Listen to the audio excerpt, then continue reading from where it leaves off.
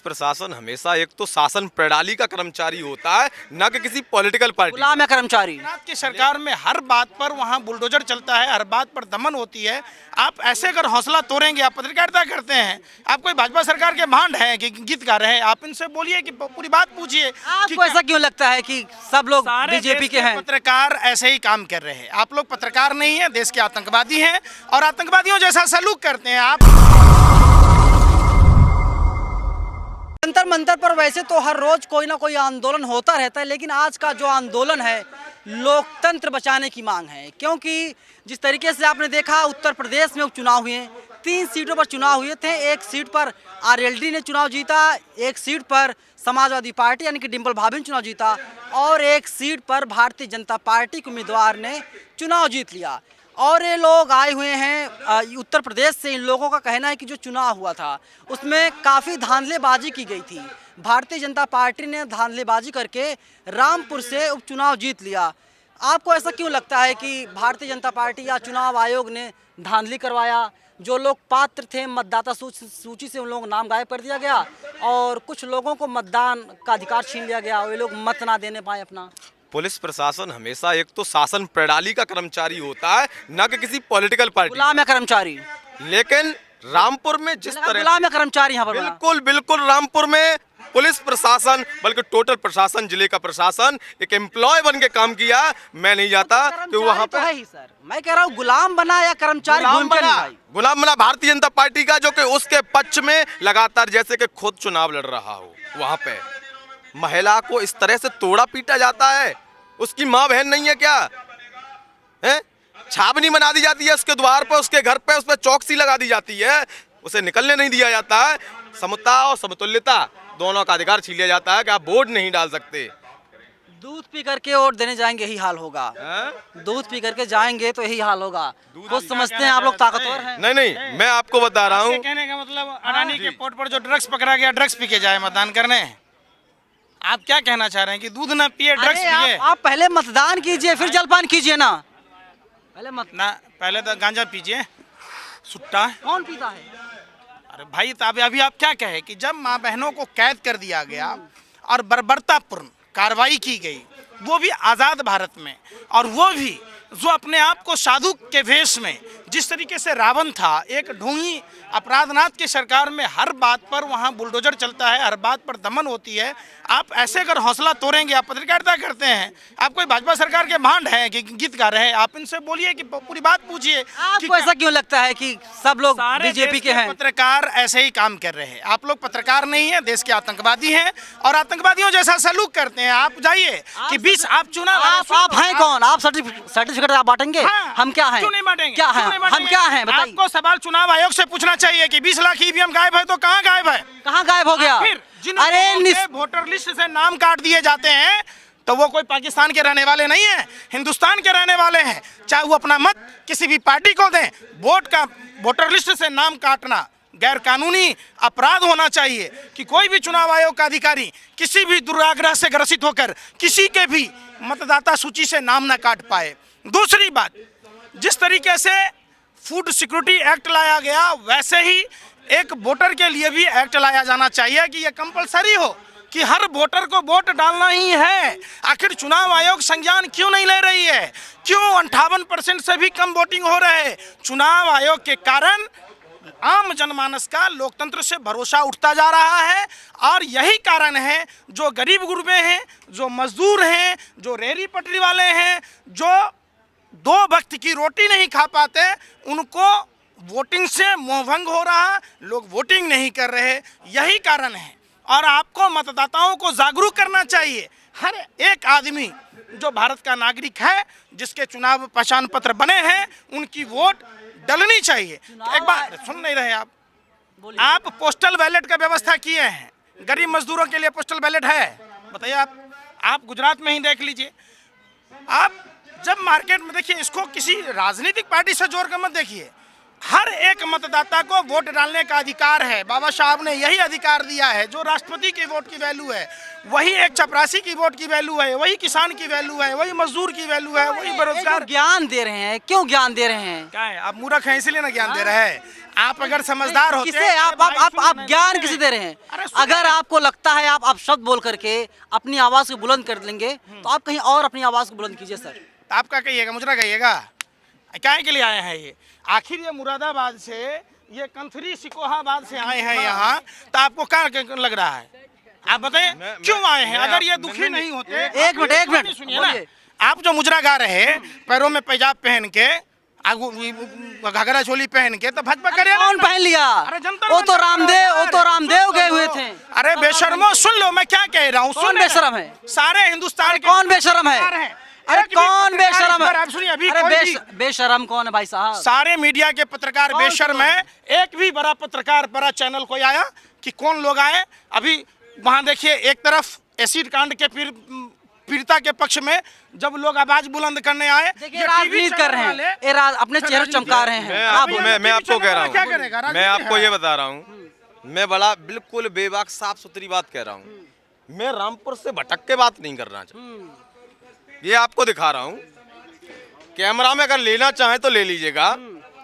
Physical college booth संख्या 191 191, कुल वोटों की संख्या 1021,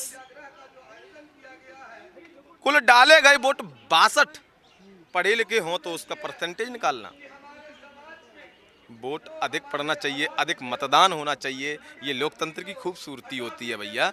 हैं, जब 1021 वोट हैं, वहाँ मात्र 62 वोट पड़ रहे हैं। यहाँ पे 2200 वोट हैं, बस 54 वोट पड़ रहे हैं। शहरी इलाके में वोट डालने ही नहीं दिए जाते, तो ये क्या है? तो क्या करेंगे? अगला कदम क्या आपका होने जा रहा है? अगला कदम हमारा यही है, यहाँ से हटेंगे नहीं। हाँ। और यहाँ पर ये एक विशाल और विकार रूप धारण करेगी जनता यहाँ पर। और आपके चैनल से आपसे बड़ी सकारात्मक उम्मीद करता हूँ भाई पत्रकार महोदय जी, आपसे सकारात्मक जो आपकी आवाज है, आवाज को हम आपके बुलंद करेंगे, हमारा काम है। बहुत बहुत धन्यवाद। मैं पुनः फिर कहना चाहता हूँ, ये भारत देश आप जैसे पत्रकारों से रेडी रहेगा अगर आप बेबाक हमारी आवाज को ऊपर लें। तारीफ सुनने के लिए हम यहाँ पर नहीं आए हैं। तारीफ नहीं सुनेंगे। अगर आप आवाज को ऊपर करेंगे ना, आज तक आवाज कोई ऊपर करता नहीं है ना लोगों तक पहुंचाता है। हम करते नहीं, मैं सिर्फ उस पत्रकार की बात कर रहा हूँ, उस पत्रकार, क्योंकि वो एक चौथा स्तंभ का चौथा एक पिलर मीडिया होती है। और मीडिया ही अगर सुनती नहीं है तो फिर वो व्यक्ति जीरो हो जाते हैं अपनी आवाज। अच्छा, आप लोग जो पोस्टर छपवाए हुए हैं, रामपुर में डीएम एसपी खिलाफ सख्त कार्रवाई की जाए, चुनाव निरस्त करवा करके पुनः निष्पक्ष मतदान करवाया जाए, आप लोग क्यों चाहते हैं? अब तो जो है इससे सरकार बदलने वाली नहीं है, एक सीट की बात है। आपने देखा बीजेपी का जादू चल रहा है। आपके घर में मुखिया कौन है? आपके घर में मुखिया आपके पिताश्री होंगे ना? आपके घर में आपके मुखिया पिताश्री हैं। अगर उस घर में ऊंच नीच कुछ भी होती है तो पड़ोसी ये कहता है फलाने के घर में उनके होते हुए आपने बच्चों को क्यों नहीं सिखाया? आप निशाना मोदी जी पर है, योगी जी पर है, दोनों बहुत बेहतर काम कर रहे हैं सर।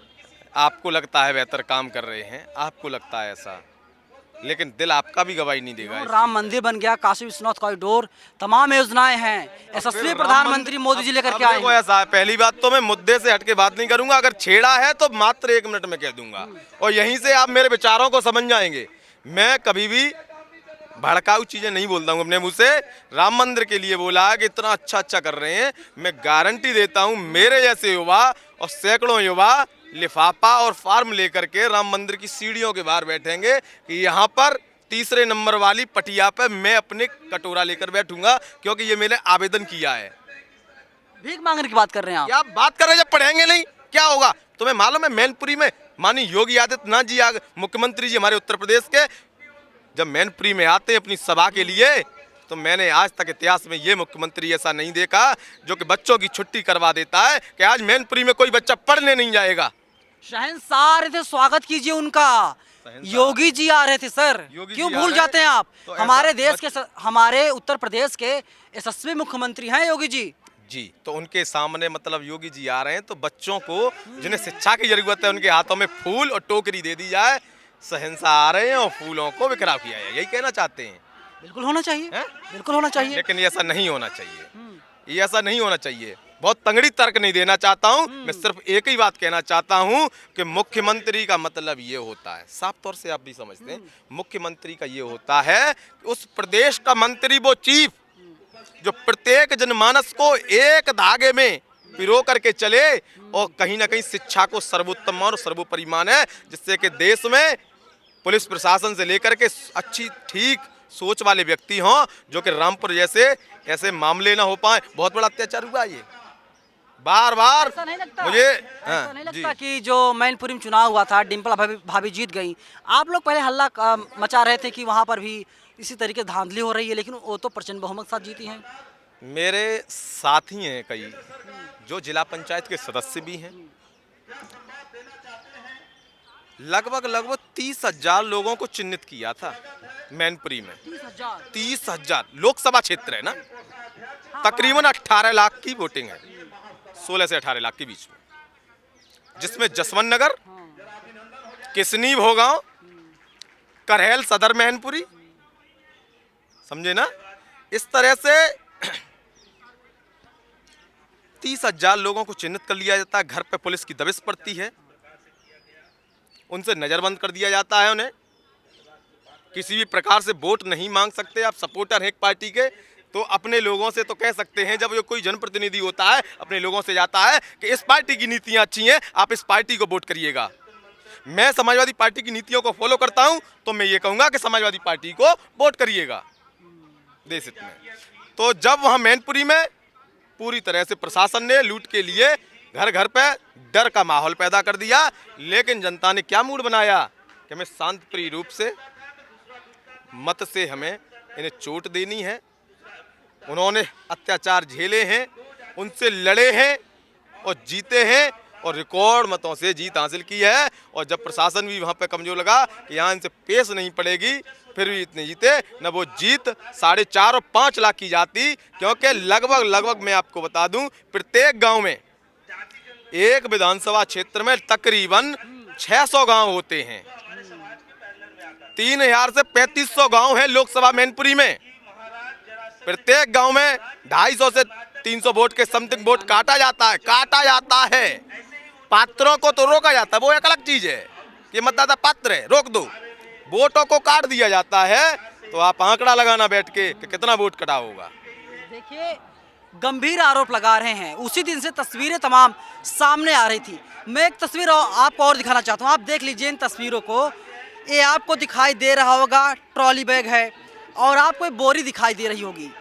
बोरी में रजाई है, कंबल है, गद्दे वगैरह हैं, और ये जो बैग है ट्रॉली बैग, इसमें कपड़े भरे हुए हैं, स्वेटर है और जो भी सामान होते हैं, जो भी अमूमन आम आदमी लेकर के चलता है और कहीं पर सफ़र करता है, कहीं पर जाता है।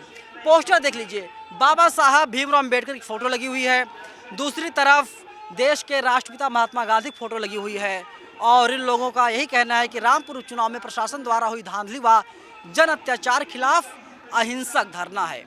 और ये जो धरना है, नीचे देखिए आप, 16/12/2022 से अनिश्चितकालीन, यानी आज से आंदोलन चालू हुआ है।